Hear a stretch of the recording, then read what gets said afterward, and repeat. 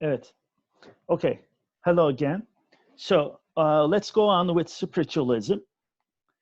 Spiritualism is a philosophical thought which emphasizes the religious position that God is the creator and that human spirit survives death. So this is a more religious point of view. And according to spiritualism, life does not end in earth.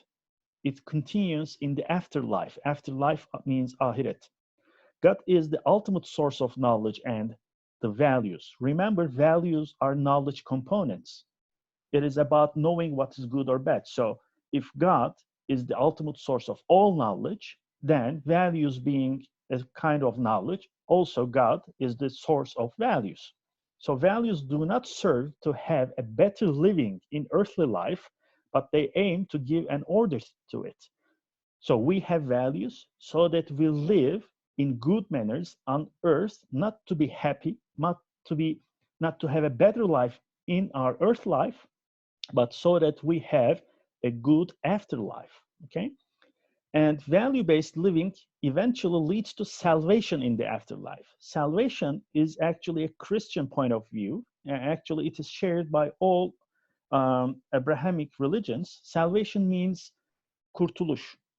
In Turkish, this value of salvation is in value measurement is used as ahiret mutluluğu. But it is God who will save people from hell, let's say, and to give them, to bestow them the eternal life. So values serve us to reach this eternal life, a good eternal life. And authority comes from God in education as well, according to spiritualism. Therefore, obedience as a value is important in character education. And education serves for the morality of the person so that he or she could achieve salvation, become happy in the afterlife. So this point of view makes prophets role models of the ideal person in character education. In Christian thought, an important figure is Thomas Aquinas, and according to him, we can never achieve complete or final happiness in our earthly life, in this life. And final happiness consists in beatitude. Beatitude is Cemal in Turkish Islamic culture. Cemal is the beautiful face of God, okay? Or supernatural union with God. Borrowed from idealism and realism, Thomas Aquinas thinks that values can be found by reason as well. So, which means through thinking, we can find the knowledge, the ultimate truth, which is owned by God. So, thoughts make us closer to God, in other words. Merge this view with Christianity, Thomas Aquinas believed that all values serve for the most important value, which is called religiosity. And a virtue, therefore, is a habit that disposes an agent to perform its proper behavior, ultimately to reason well. So what is the most appropriate behavior? What is good manners, according to Thomas Aquinas? It is thinking well, okay? And he identified four cardinal, meaning the largest, the uppermost values or virtues, which are prudence, temperance, courage, and justice. In Islamic thought, we observe Ghazali as a figure who might be categorized under spiritualism, and his views about character education is as follows. First of all, human beings are born, according to Ghazali, neither good or bad. Yet, they have an inborn inclination towards the good. This is very similar to earlier philosophical views we observed in Aristoteles, for instance. The societies that people are born into are not virtuous. Therefore, human beings can learn evil as they become humans or living in different societies, or as they become members of the societies. And human beings should acquire moral values so that they do not cause harm to the society, and they can be prepared for the afterlife. And moral values can be acquired through reason, akıl, revelation, vahiy, and education, eğitim. So there are three sources for moral values education, according to Ghazali.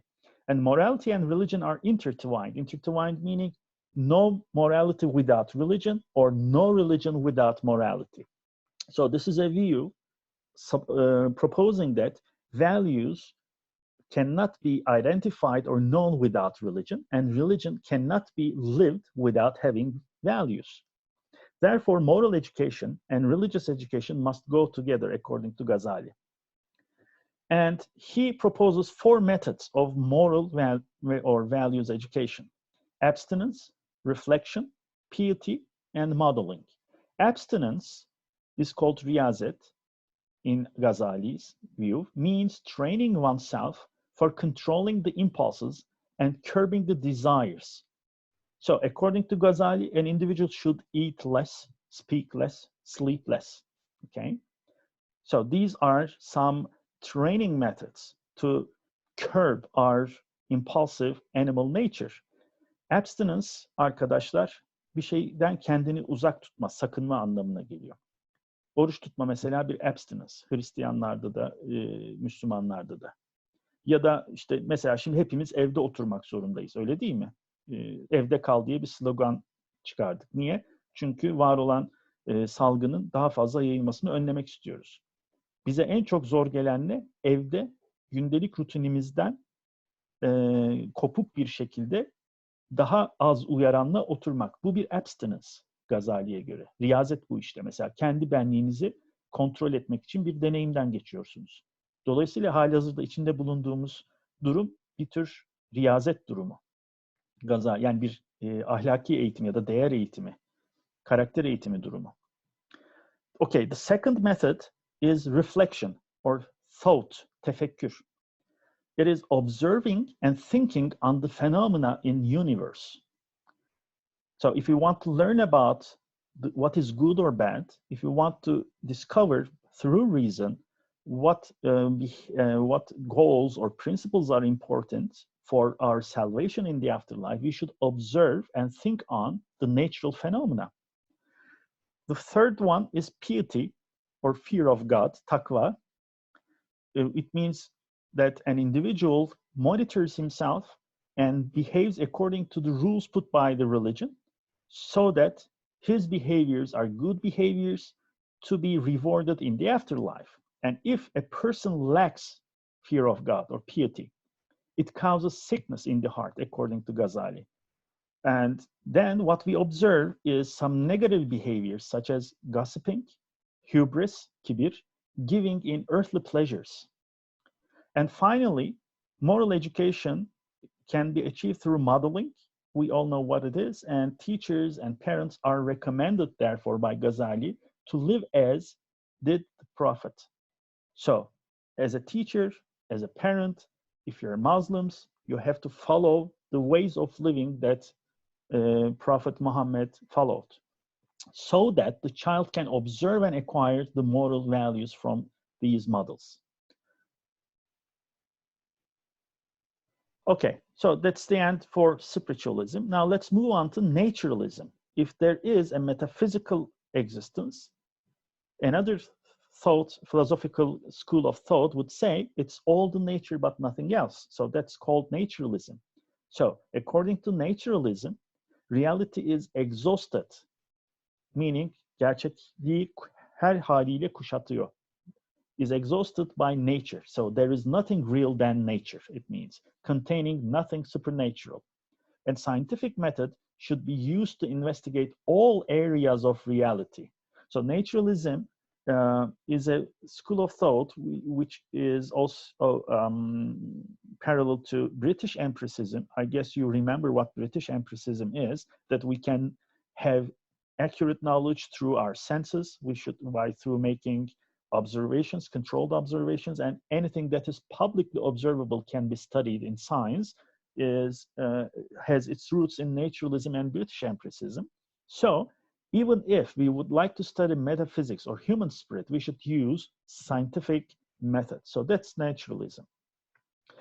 Jean-Jacques Rousseau is one of the proponents of naturalism. He proposed a set of values to be cultivated in moral education. What are these values? Goodness, generosity, responsibility, knowledge, being in harmony with the nature, compassion, şefkat, temperance, kindness, patience, and tolerance. Tahammül, tolerance. Values education, therefore, should start by the age 12, according to Rousseau, after the development of reasoning skills in the child. And children should discover their own values rather than following the traditional values.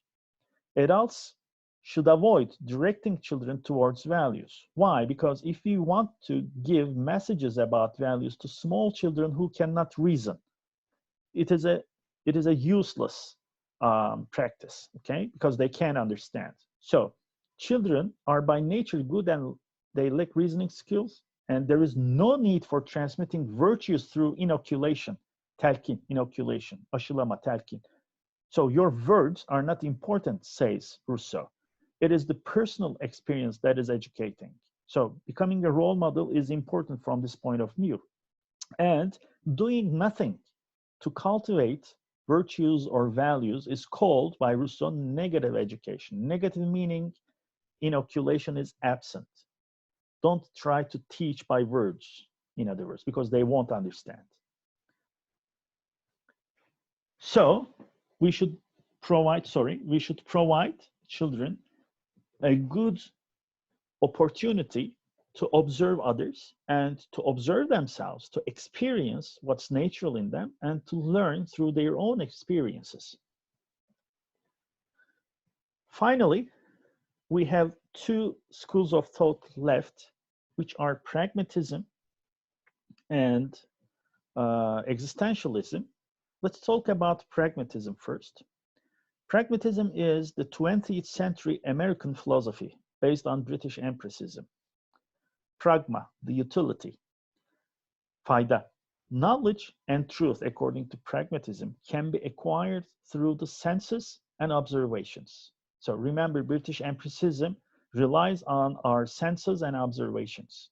So knowledge and truth can be acquired through observing the nature. And rational thought, according to pragmatism, can be misleading. That doesn't mean that thinking rationally, logically, is useless. The problem is, no matter we try to be very logical, very rational in our thinking, thoughts are simple thoughts. They are just theories about reality, okay? So we have to test our theories. We should test our products of our thinking through experimentation, through experience, in other words. And truth results from human experience. Personality, therefore, is formed and can change through experience. That's important. It assumes, the pragmatism assumes that it assumes a plasticity in human personality. If it can be formed and changed through experience, then education becomes very important for teaching or transmitting values or morality. And values, according to pragmatism, have utility to the extent that they provide solutions to the problems that an individual faces. So what is good is defined by its usefulness in providing solutions to our problems. A value is important if it provides solutions to the problems that we experience. So this is the first premise. And secondly, values have utility if they help protect the social fabric. So both the individual and society and others, individual and the others, are recognized in this way of thinking, again, and an individual's values should be important, or they have utility if these values can solve certain problems and if these values help protect the social fabric, welfare of others, in other words. John Dewey is a name all you know, I guess, from your philosophy of education or sociology of education courses, I guess. And Dewey is an American pragmatist, a philosopher about education. And according to him, values emerge from the human reactions to environmental demands. First of all, there should be environmental demands. Somebody should collapse on the floor. And when this person collapses on the floor, your decisions to help this person to get up again or not is where your values start forming. In other words, there should be a demand on the individual first. Let's use the coronavirus example here. There is a demand that we should keep our health, to protect our health, okay? We should stay at home so that we protect ourselves from infection, and we should protect others to get infected just because of us if we are infected. So our value of duyarlılık, let's say sensitivity, our value of helpfulness now emerges emerges from our own experience of staying at home or thinking about or experiencing this pandemic in our own lives. And according to Dewey, morality is an instrument, is a means for good behavior, and it encompasses, kuşatır, all the behaviors pertaining to interaction with others, all the behaviors. So staying at home is one of the millions of behaviors which can help us, which can guide us to protect the welfare of other people to get infected, especially the old people or the elderly people. And education has two functions in the domain of values. First of all, education has the function of transmitting cultural values to the new generations, which we call value socialization. Thus, education perpetuates, sürdürür, devamlı kılar, cultural modes of thinking, feeling, and behaving. And secondly, education has the function of transforming the values so that they have utility in decision making. Now, as we talk about these two functions, we observe that Dewey proposes a balance between tradition and change, okay? And moral education or character education should focus on both functions. We should transmit cultural, historical ways of thinking, feeling, and behaving so that the social fabric is protected, but there will always be new problems, new environmental demands on the individual. So we should be prepared to change ourselves so that we can learn new values to make decisions to meet new demands, okay? So whatever we are experiencing in this coronavirus pandemic, we are trying to change our older ways of behaving and thinking and feeling so that we adapt to the new demands in the environment. We should change ourselves so that we can adapt to the changes in the environment. So moral education should be health flexible, in other words. Therefore, Dewey proposes a set of values to be important in moral education. These are cooperation, helping, solidarity, dayanışma, sharing, self-management, goal setting, self-discipline, responsibility, openness to change. Openness to change, this is the flexible side. Wisdom, entrepreneurship, girişimcilik. Why is this important? Because this is white Anglo-Saxon Protestant society, the American society, achieving society. So work for the sake of work is important in terms of Weberian Protestant ethics. And American society is built on the achievement motivation. So entrepreneurship means that setting new business and providing jobs for other people and increasing wealth so that the society becomes prosper. So entrepreneurship is important in this sense. Patience, sabır, perseverance, azim, courage, and industriousness. So moral behavior requires taking the responsibility of the consequences of behavior or choice. So if somebody is responsible from the consequences of his or her own behavior, it means that this person has free will. So behaviors are chosen, or choices are made, or decisions are made according to our own free will. If we choose one behavior against another, this behavior would produce certain consequences, sonuçlar üretecek. And these consequences will be caused by our choices. Therefore, we are responsible from the consequences. Therefore, we should learn responsibility as an important value, according to Dewey. And each moral agent should reflect on the consequences of behavior. Reflect on means think, on the consequences. So before making choices, we should think about what possible results or ends or outcomes we will observe if we choose that behavior. So morality is about thinking about the consequences, consequences for the self and consequences for the others or the welfare of the others. And so first think on the consequences of behavior, and then think on whether you are willing to accept the responsibility. Okay. There must also be a public consensus on the choice made. So it's not only the individual's evaluation or acceptance of responsibility that the behavior is good and will produce good consequences, but there should be a test by society. There must be a public consensus on the choice made as compared to the utility of alternatives. So I might choose this behavior, or this behavior, but if most, and I choose that one, if the remaining wider society thinks that that's wrong, but that's right, then my choice, which is under my responsibility, produces a negative consequence. I'm responsible from it. Okay. So according to Dewey's philosophy, we can test the utility from the personal point of view and from others' point of view. So society checks the moral adequacy of the behavior.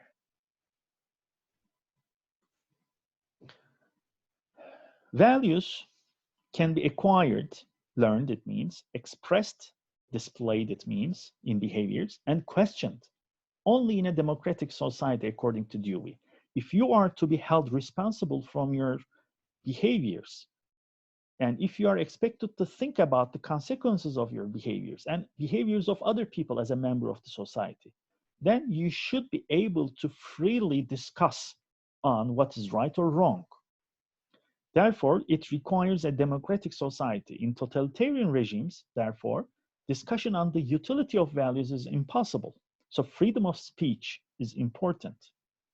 Tolerance, that's why tolerance is important in Dewey's point of view. Tolerance means that you can tolerate, you can live with point of views or ideas which are not congruent with your own ideas.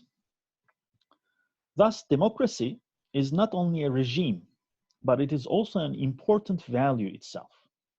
And scientific methods should be used in questioning the utility of values. What's this method, according to Dewey? The method for value-based decision-making has 3 steps, according to Dewey. Step 1, we should first identify the options. There is the coronavirus pandemic now. And I have to purchase some goods for home, let's say. What are the options? I can stay home, buy nothing.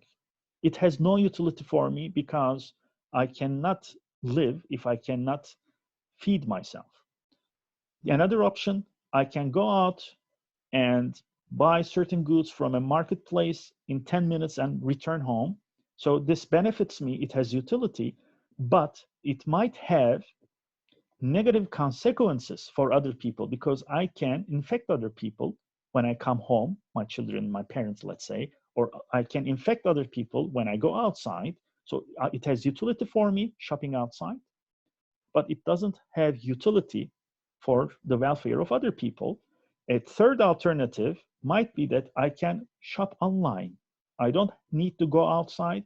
I can buy or purchase the necessary food I need to survive, so it has utility for me. And staying home keeps me protected and keeps others being protected from me. So it has utility both for me and for the others. So the first step, identify the options. Second step, evaluate the positive and negative consequences of each alternative, as we did in this example. And then compare alternatives in terms of utility and make a choice accordingly. So a moral choice, according to Dewey's point of view, pragmatic point of view, is that I stay home and shop online. It benefits all. It has optimal utility for everyone. Thus, in pragmatism, moral decision-making is outcome-focused. What is moral is defined by what outcome it produces. In other words, good is defined by the utility of the optimal, the best choice. There might be one criticism that can be directed towards this pragmatic point of view in moral education or character education.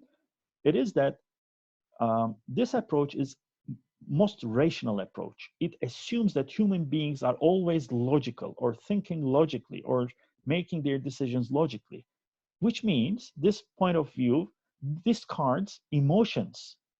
This point of view overlooks emotions. I'm bored at home, I want to go outside is an emotional, irrational reaction. Okay? Irrational meaning here not by thought, but by emotion.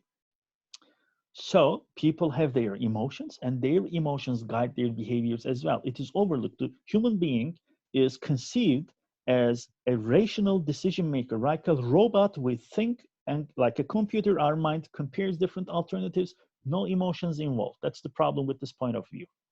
Okay? And finally, we will talk about existentialism. Existentialism, varoluşçuluk. If you look at Stanford Encyclopedia of Philosophy or other sources about philosophical schools, you will always observe that there is not a one-sentence dictionary definition to these different schools, because each philosopher has a different definition to these philosophical schools. And existentialism can be defined by a principle, or by a motto, let's say. Existence precedes essence. Existence, varoluş, essence, öz. So, this principle states that the most important consideration for individuals is that they are individuals, indivisible, bölünemez, tek, birey, bütün, independently acting and responsible conscious beings. This is our existence as a human being. We exist independent from other people. Remember individualism in social psychology. Individual is the major unit, and this individual is distinct from all other individuals, okay? So here you observe this individualistic worldview.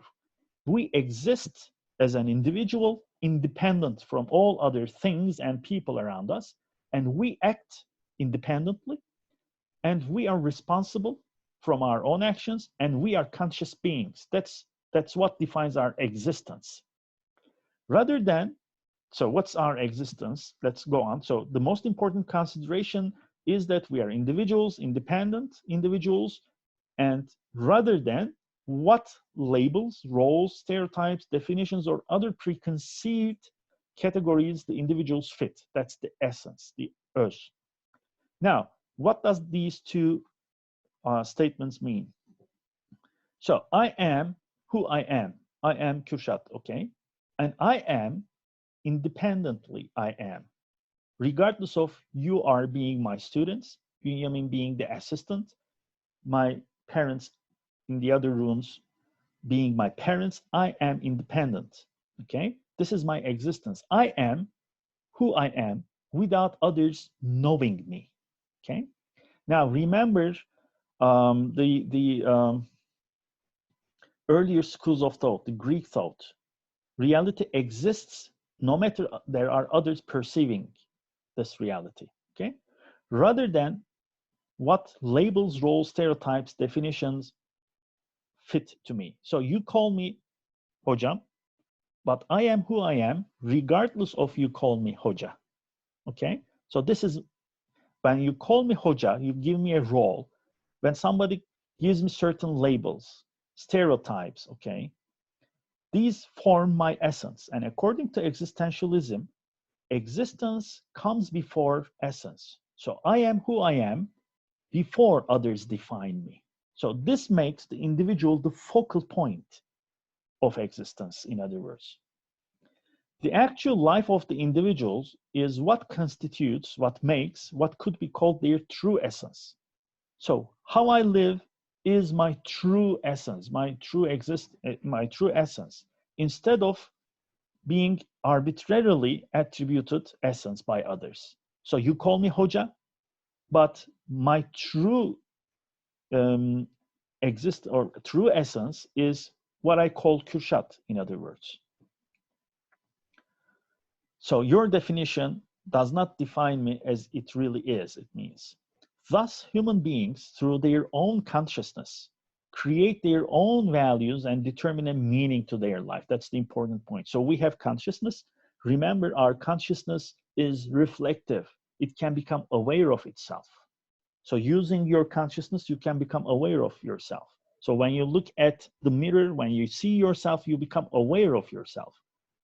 Okay, so having reflexive consciousness, create my own reality about who I am, and through thinking and through becoming conscious about my own thoughts, I can find or create my own values. And when I find consciously what my values are, I can use my values to attribute a certain kind of meaning to my life.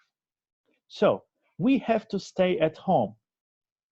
So when we stay at home, as the instructor here I am instructing online without a real physical social class context. Now, what I attribute a meaning to being an instructor, a teacher, is very much defined through my real interaction with my students. Now I feel a little bit weird, okay? I don't like being here and lecturing this way because my value of being, let's say, sociable gives meaning to my being an instructor, my true essence as I define it. So being in a distant position, seeing no one's faces, no one's eyes, your reactions immediately makes my life a bit meaningless because I define the meaning of my life as interacting physically with my students or socially with my students in the classroom. So my consciousness defines what my values are and gives meaning to my life through these values. The important topics which are addressed in existentialist point of view are our preferences, are that we are free, freedom, responsibility. These are two important values. Life and death, meaning in life, and self-determination. These are important points. So moral education should focus on or should build on these important concepts. Preferences are important because preferences are examples of free choice, okay? Freedom is a value which is very important because if you don't think you're free, you can't make responsible choices. Hence, responsibility is also important because the consequences of behavior belong to you. You will make sense of your own reality, your life, through taking responsibility of your own freely chosen actions or preferences. So life and death becomes important because life is the stage where you actualize yourself through your values, and death becomes important because there is an inevitable reality that we will die someday. So these are important topics which give meaning in our lives, and self-determination, meaning choosing being independent in making your choices and living your life, is important because it will define your own meaning in life. So knowledge, according to existentialism, emerges from personal subjective experience. So what you know as true or false, what you believe that is good or bad, is a result of product of what you have experienced so far in your life. So this is a very subjective point of view. So reality is subjectively defined. Remember Sheriff's norm formation experiments. Reality is subjectively, personally defined. And validity of the knowledge is related to its meaning for the individual. So if a value is important, it is important to you just because it gives meaning to your life. So being helpful might be important for you because in the past you might have learned that helping others make you feel good, and feeling good is something which is desirable in your life. Or perhaps wealth, being rich, is important to you because perhaps you have experienced in the past very poor days, you had shortage of money, shortage of resources, and your experiences taught you that way that having much money is important. So it gives meaning to your life. So values provide meaning to our lives. And existentialism rejects universal, as you would appreciate, universal or national values because they are predefined. They do not base on experience. They are based on the experiences of people who lived before us. And individuals should build their own value systems freely. This is very much different than the Plato's point of view. He assigns values to different classes of people, whereas existentialist point of view does not assign any values to any people. Each person is unique. And in character and values education, these following principles are proposed. First of all, we should liberate the individual and guide him or her to become aware of his or her freedom. Second, we should cultivate the practice of freedom of choice. We should teach our children, in other words, how to make choices, how to make decisions freely, and guide the individual to develop his or her own belief value system. Fourth, we should develop a sense of responsibility in the individual. If you are free, if you can make your choices according to your own values, then you're responsible of your choices. Accepting responsibility means, according to existentialism, is accepting the reality, your own reality. You create your reality, you create your meaning through your choices. So you're responsible from who you are, it means. And we should guide the individual to develop a sense of empathy for the welfare of others. Remember, empathy is a social emotional learning capacity. And finally, we should encourage the students to face the realities of life, such as now we will have an interactive session. Is everybody ready? Now, what is our interaction here? Please join this poll devised in Menticom. You can use the web link and use the code provided there to join in this poll, or you may use this square code to join in. You will find there a questionnaire. I would like you to answer these questions in the following, let's say, 5 minutes, okay? So your time starts, join in and fill out these questionnaires.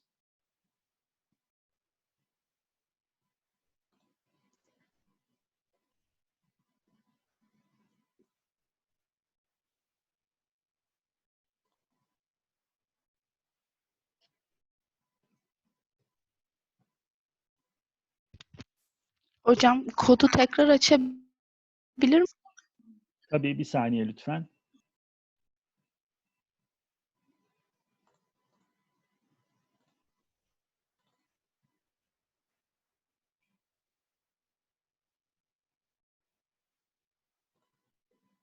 Oldu mu?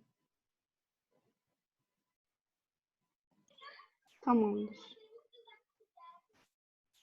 Ah, pardon, geliyor. Hocam, duyuyor musunuz? Duyuyorum. Hocam, koda girdim ama bu siteye ulaşılamıyor diyor. Kare kodu kullanın.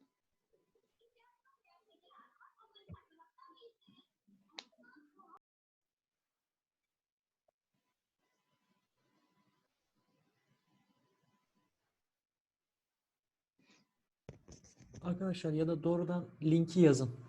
menti.com/bio9zvrp9j diye ben öyle yaptım. Giriyor. En kötü öyle yapın.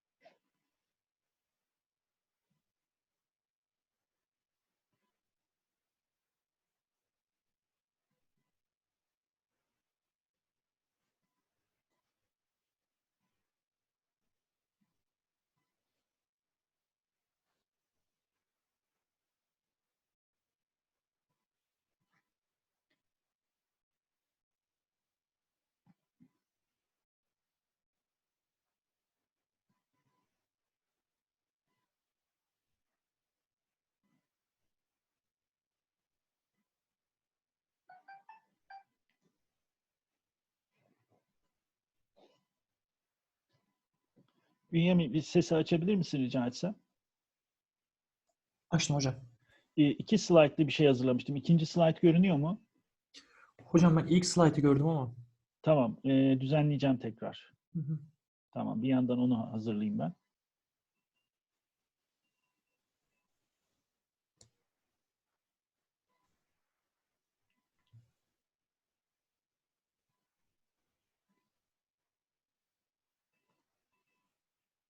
Hı, geldi hocam, tamam. Geldi mi ikinci? Hı hı. Which values emerge as the most important principles in the life? Hı, Tamam. geldi hocam. Arkadaşlar ikinci slayta da erişmeye çalışın. Ha, eriştiğiniz gibi görünüyor. Tamam. İkinci slaytta şu anda 4 kişi erişmiş görünüyor. Birinci slaytta 32 kişi. Biraz daha zaman tanıyayım. Ha, hocam şöyle bir problem var. Siz slaytı değiştirince size öğrencilerin de değişiyormuş.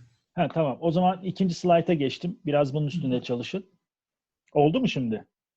Şimdi oldu hocam. İkinci Tamam. slayt gözüküyor. Tamam. Teşekkür ederim. Kapatıyorum hocam. Aha.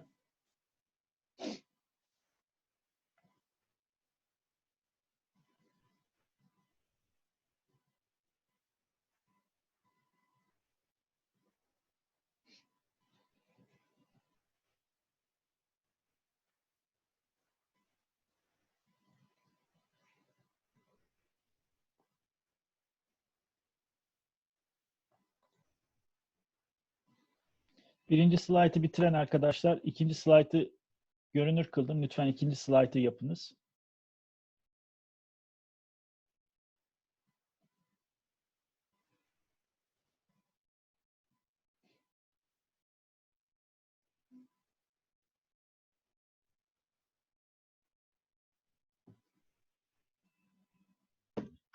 Hocam linki bir daha gösterebilir misiniz? Bir saniye lütfen.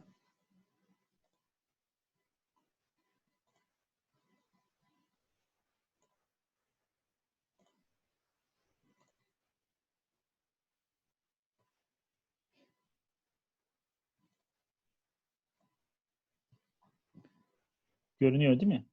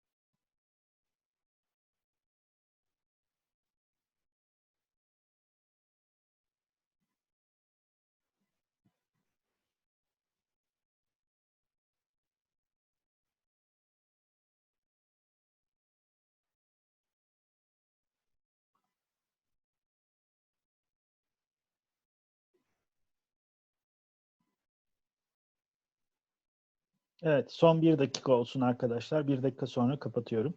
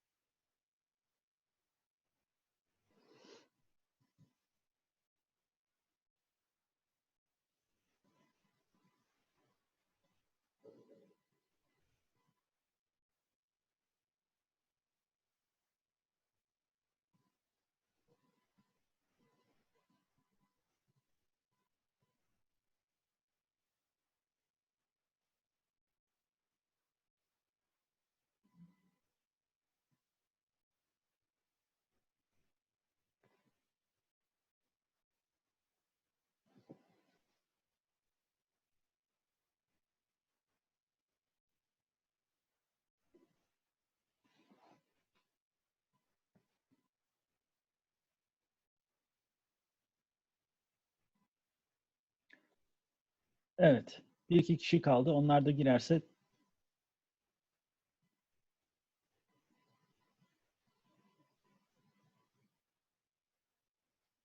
Tamam, çok güzel. Teşekkür ederim katıldığınız için. Şimdi tekrar ekranı paylaşalım. Okay, let's see the results.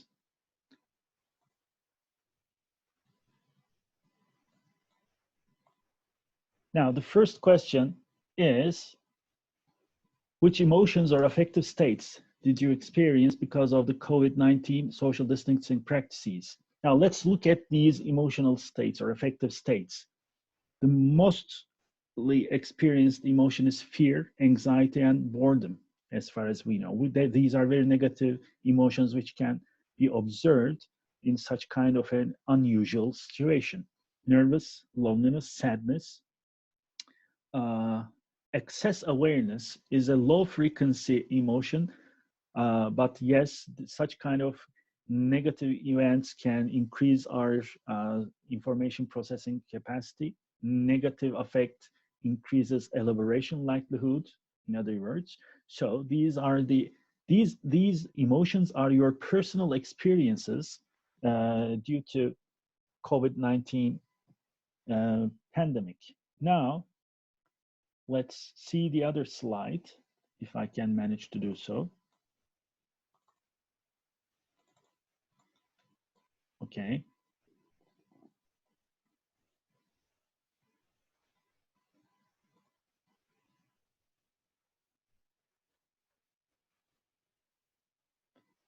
The second one. Now, your cherished values then. The second question was, which values emerge as the most important principles in life according to your own personal COVID-19 experiences? Health, family, benevolence, respect, freedom, which is restricted in this case, love, unity. These are most important security related and individual related and social related values. So now, why did we do this interactive exercise? My aim was to make you familiar with how we acquire our values, what becomes important when and how. And according to existentialism, now let's return to our topic. According to existentialism,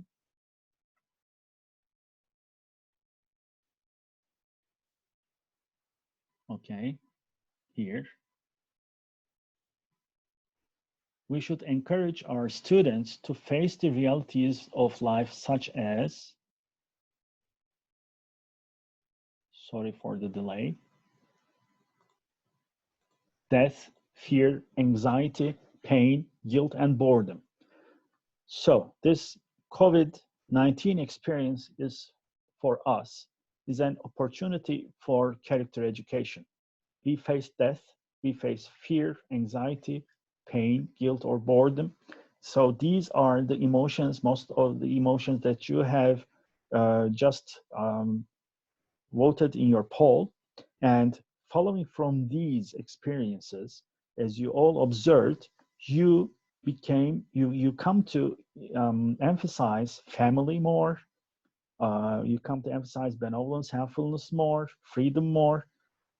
So according to existentialism, we acquire our values through our own personal subjective experiences. Now these values will, I guess, be acquired by many people who has a personal consciousness and who reflects on the consequences of this pandemic in their lives.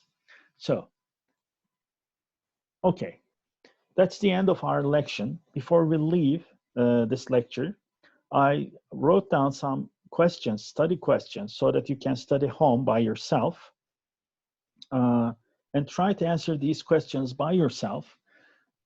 What are the common values emphasized in different philosophical approaches? So you can write down your ideas.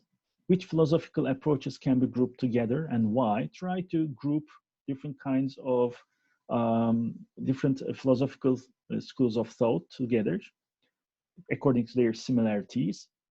And as a teacher in the future, which specific philosophy would you use or which approaches would you combine in character and values education? And the final question is an extension to the third one. How would your choice contribute to character formation in adolescence, in your students? You may refer to the last slide, the definition of character and values education slide in your first PowerPoint slides. So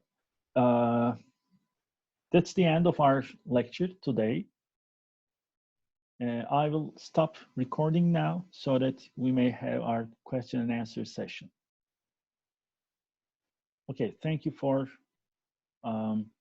being with me today.